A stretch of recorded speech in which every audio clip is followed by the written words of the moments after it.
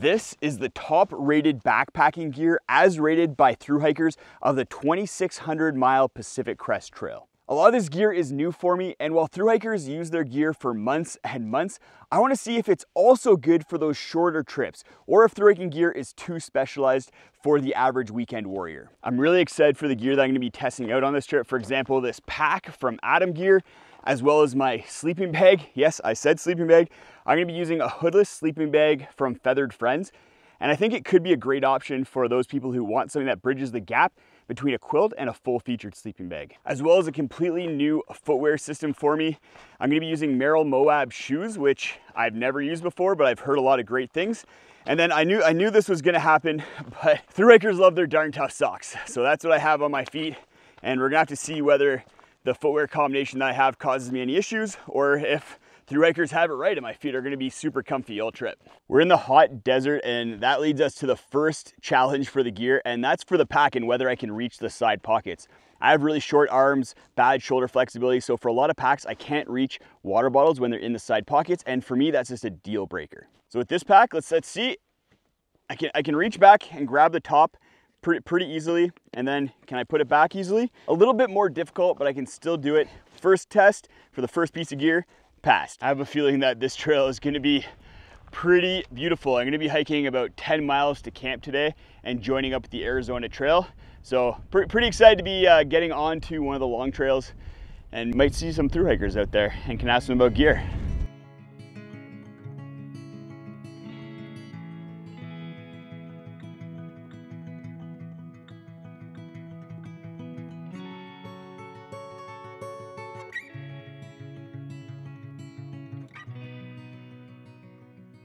I made it to this little waterfall feature, so I'm gonna fill up my empty water bottle, and I'm gonna use the top rated filter from the PCT. It's the Platypus Quick Draw, which I was kind of surprised about.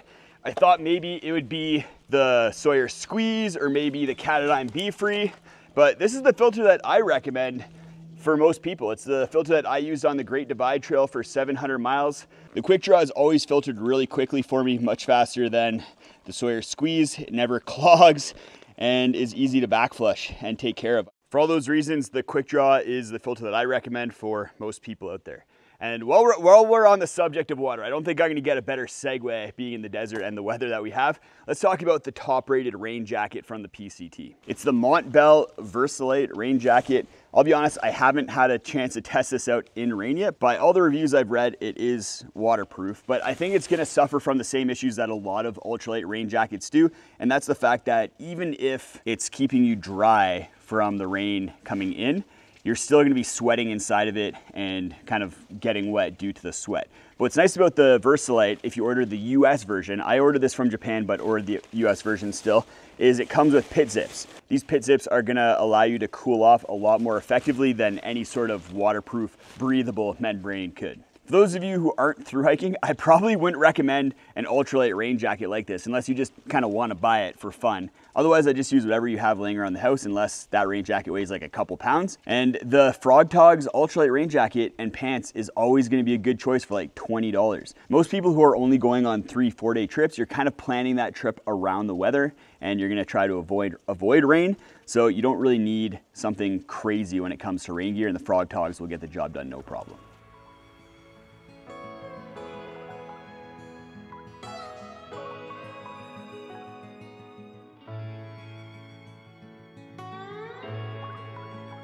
I didn't really realize it was going to be a straight uphill climb on this trip. I need to really start looking at elevation profiles on my trips.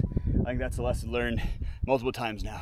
There are two pieces of electronics that made it onto the top rated PCT gear list, and I have a lot of experience with both of them. The first one is a Garmin watch, specifically the Garmin Fenix. I love the Garmin Fenix because it tracks everything for you, so you can keep track of how far you've gone, the elevation that you've gone, your heart rate, as well as use it to navigate, which is, I think, its most important feature. You can load maps onto the watch with contours and other trails and then follow that route, which is great if you're on a thru hike and you kind of just turn your brain off every once in a while. You can just take a look at your wrist really quickly and not have to always be pulling out your phone. The other piece of electronics is a satellite communicator SOS device, and it's another Garmin product. It's the InReach Mini 2. I'm not surprised. This is what I used on my Great Divide Trail through hike. It's great for messaging people back home, maybe communicating with hostels, as well as if you do get into a pinch, then you can press the SOS button and call for help really easily. That being said, I think the inReach Messenger is a better choice for most people. The difference between the two is that the inReach Mini 2 has on-device navigation, which I don't think you should be navigating off your SOS device. Use your phone, use a watch, and then the inReach Messenger has better battery life. So I will sacrifice the navigation with the inReach Mini 2 for that better battery life on the Messenger every single day. I've been really impressed with the Atom Mo pack so far. I actually didn't have too high hopes for it. I thought it was gonna be a pretty generic pack and nothing special. And it is a pretty generic pack, but I think what sets it apart is how refined all the features are. It feels amazing on the back, which I did not expect, and carries weight really well. But what I think kind of differentiates it is the accessibility to items while you have it on your back. The way I've been using it is I've been keeping snacks in the bottom pocket, putting garbage in this right shoulder pocket. I have my inReach in the left pocket, and then I have kind of like electronics and miscellaneous stuff like sunscreen in my hip belt pockets. I definitely understand why thru hikers rated this pack highly. Being able to access items easily while you're hiking really adds up over the course of months because you're not having to stop as much for breaks, which allows you to cover a lot more mileage.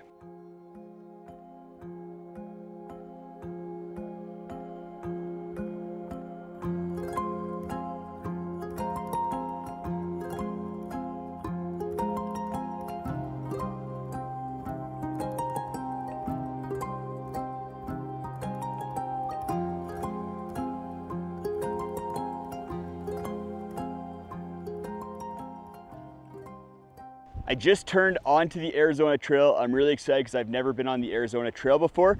We're gonna hike, and fingers crossed I run into a thru hiker. I think it's a little bit late in the season for Arizona Trail thru hikers, but it'd be pretty cool. I know there's a very popular campsite that they stop at just up ahead. And then once we get to camp, we'll go over all the other top-rated gear: tent, sleeping bag, sleeping pad, cook system, down puffy.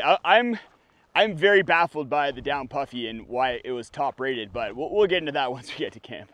Just crushing miles. This trail is very beautiful. Views basically 360 right now. It's phenomenal. I'm loving it. I'm getting a little worried here.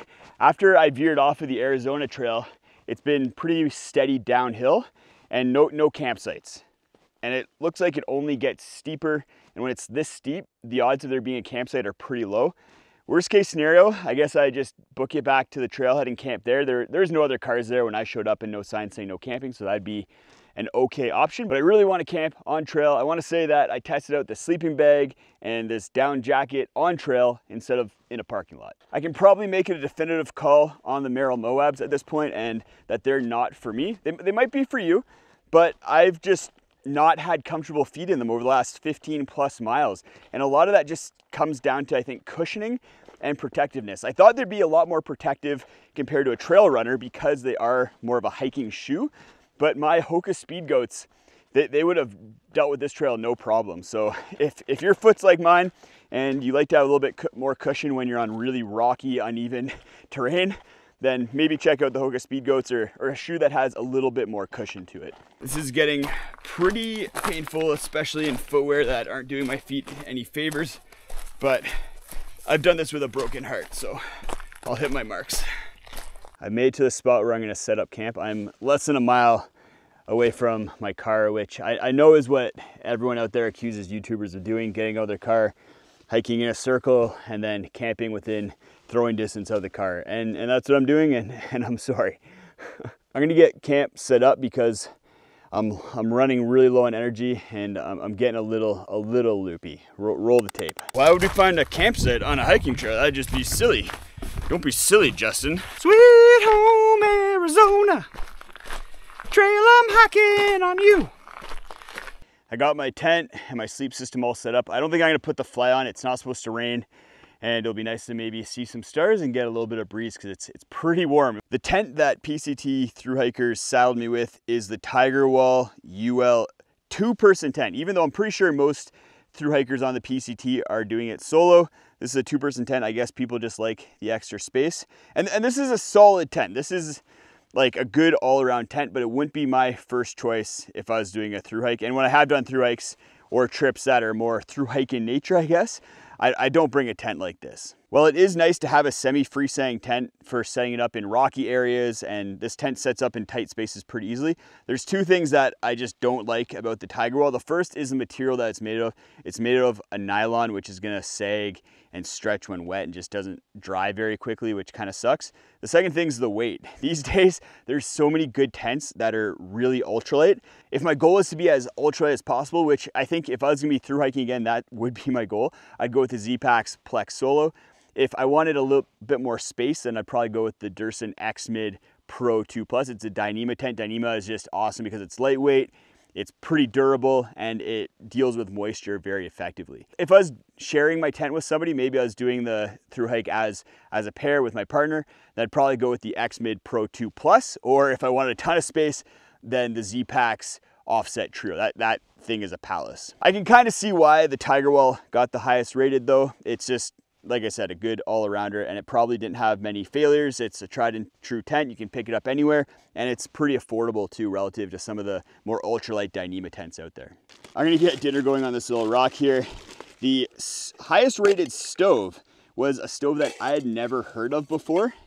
It's the Gigapower, and it's just a weird looking stove.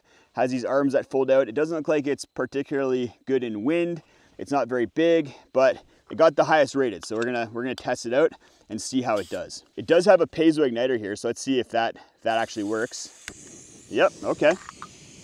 That could have been it right there. If people have a piezo igniter that works, then for a lot of people that's gonna be the difference maker. This thing puts out a strong flame too.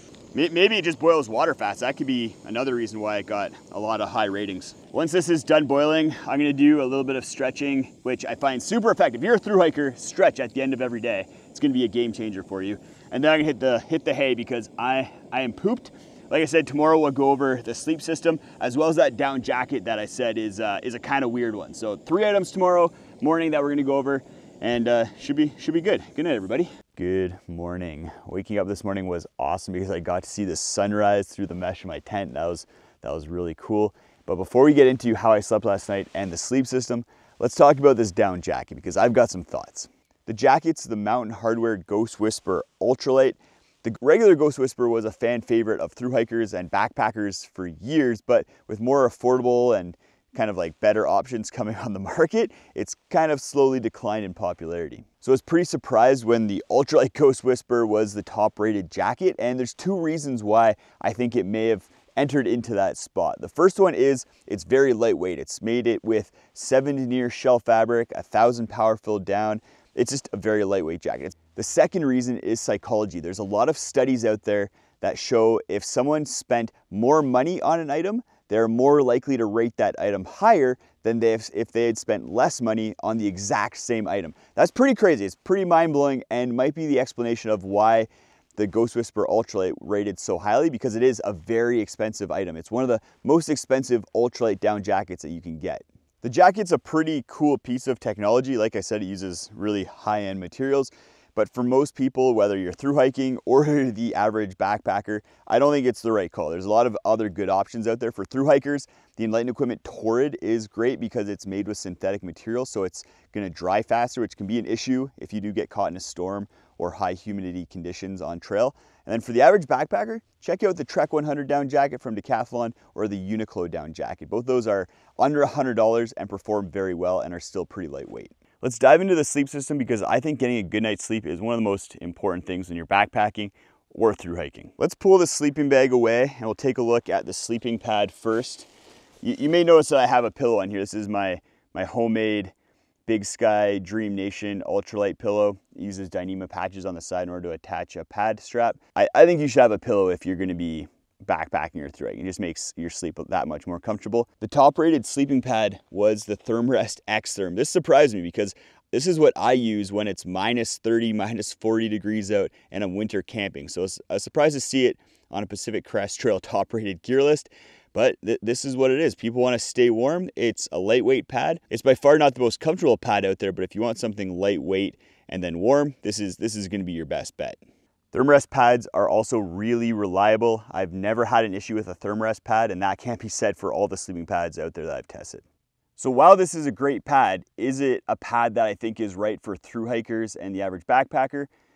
Probably not. It's a little bit overkill.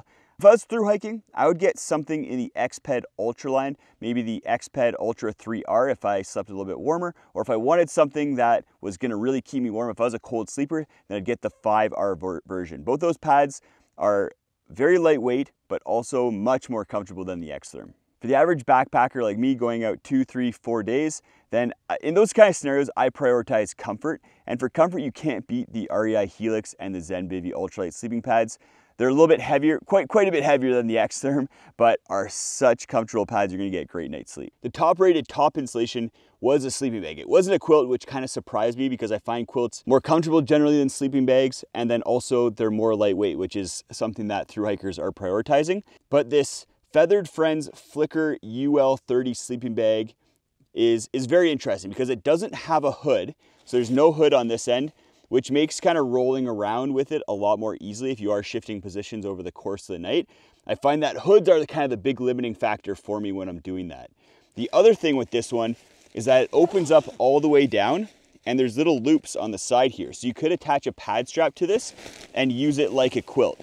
Last night started off really warm, so for the majority of the night, I was sleeping under this fully opened up like a quilt, and I was still able to toss and turn, introduce a few drafts, but overall was very comfortable. And then once it cooled off in the morning, I was able to just do it up, and then it was a nice toasty sleeping bag.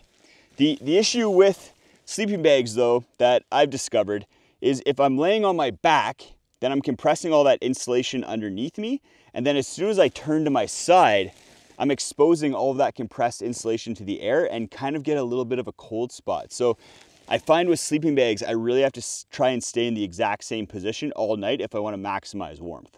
I'm really excited to test this sleeping bag more. Feathered Friends I've heard great things about, and I can tell that this sleeping bag is really well put together. It has an awesome draft collar, good snaps. The zipper guard is phenomenal. There's a draft tube all on the zipper as well in order to prevent drafts there. It just seems like a very well-built sleeping bag. The other consideration with a hoodless sleeping bag is you do need a hat. So I wore this merino wool hat, which I wear most of the time anyways, because I like that I can pull it down over my eyes and keep the sun out. That was an interesting trip. There's some really cool gear that I've never tried before, like the sleeping bag and then the pack. Those are standout items for me. But then also some gear that I think thru hikers on the PCT need to take another look at. There's probably some better options out there, like with the tent and the sleeping pad. So yeah, if thru hikers are interested, or if you're interested, just the average person out there backpacking, and you're interested in thru hiking gear, then go check out this video where I go over all of the gear that I would bring if I was going to be thru hiking again.